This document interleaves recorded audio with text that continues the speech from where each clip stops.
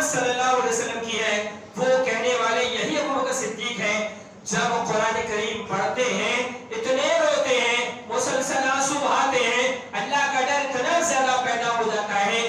لیکن ابو بکر صدیق رضی اللہ تعالیٰ عنہ کی زندگی اور پیارے نبی علیہ السلام کی زندگی تو دیکھیں، ہم نے سن رکھا ہے پیارے نبی علیہ السلام سے جب حضرت ابو بکر نے ہی پوچھا تھا کہ آپ تو بڑے بوڑھے نظر آنے لگے، وقت سے پہلے تو اللہ کے نبی نے کہا تھا کہ مجھے ان سورتوں نے پورا کر دیا ہے، سورہ ہود، سورہ مرسلات، اما یتساءلون، یہ سورہ وہ ہے جو ہمیں آخرت کے بارے میں ڈراتی ہے، یہ سورہ وہ ہے جو ہمیں اللہ سے قریب کرتی ہے۔ لیکن آج مسئلہ کیا ہے؟ چونکہ مختصر ہی خطاب کرنا ہے، طبیعت کچھ زیادہ بہتر ہے نہیں ہے۔ آج حالات یہ ہے پیارے نبی علیہ السلام کی زندگی اور ہماری زندگی بہت زیادہ فرق اس میں نظر آتا ہے۔ پیارے نبی کی زندگی کے بعد صحابہ اکرام کی زندگی اور ہماری زندگی اس میں بھی بہت زیادہ فرق نظر آتا ہے۔ ان کے بعد والوں کی زندگی اور ہماری زندگی ان میں بھی بہت بڑا فرق نظر آتا ہے۔ اللہ کے نبی کا حال کیا ہے؟ قرآن کریم کی سورتوں میں جو پیغام دیا گیا ہے اس پیغام کو سوچ سوچ کر آخرت کی فکر کر کر کے آپ بوڑھے نظر آنے لگے ہیں۔ ابو بکر صدیق رضی اللہ تعالیٰ عنہ قرآن کریم کی تلاوت کر کے ایک آیت کو پڑھ کے رو رہے ہیں کہ میرا قبر میں کیا ہوگا، آخرت میں کیا ہوگا۔ لیکن آج مسئلہ کیا ہے؟ جی رمضان المبارک میں جس کو توفیق مل گئی قرآن کریم کھول لیے، پہلے رمضان سے پہلا پارہ اسٹارٹ کریں، شروع کریں، اور بہت سارے وہ ہم ان کو بدنصیب کہہ سکتے ہیں جو رمضان المبارک میں بھی توفیق نہیں ہوتی صاحب قرآن کریم پڑھنے کی، توفیق نہیں ہوتی، ٹائم ہی نہیں ہے۔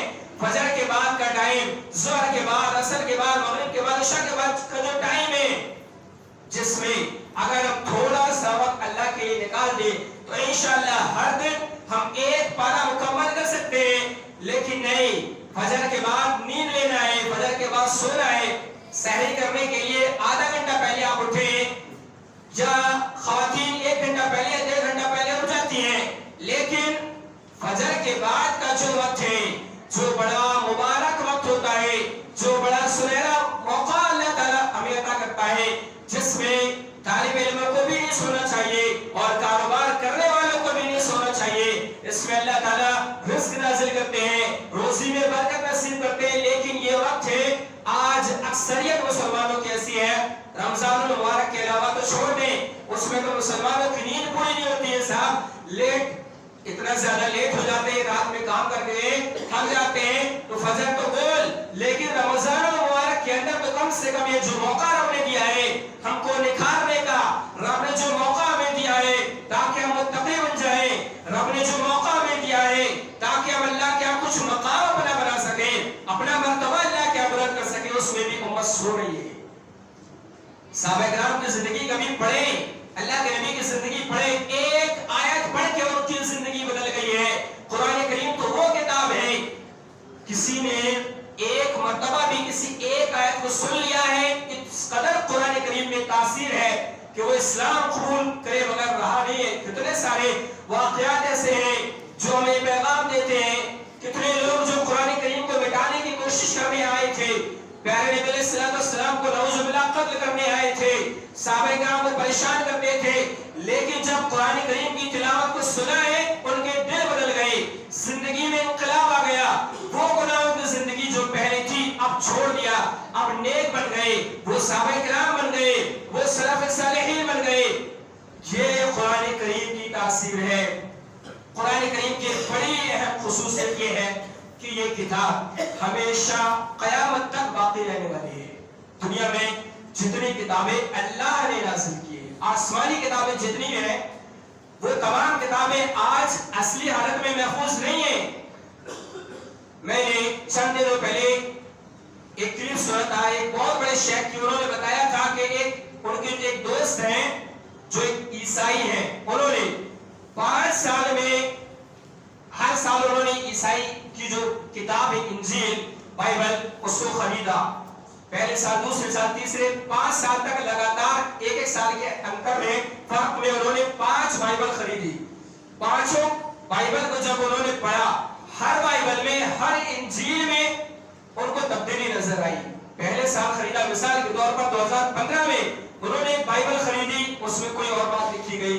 16 میں خریدا، وہ بات ختم کر دی، دوسری ڈالی. 17 میں خریدا، وہ بات ختم کر دی، نئی بات آ گئی. 18 میں 19 میں 5 سال انہوں نے دیکھا کہ ہر سال یہ کتاب بدلتی رہی ہے.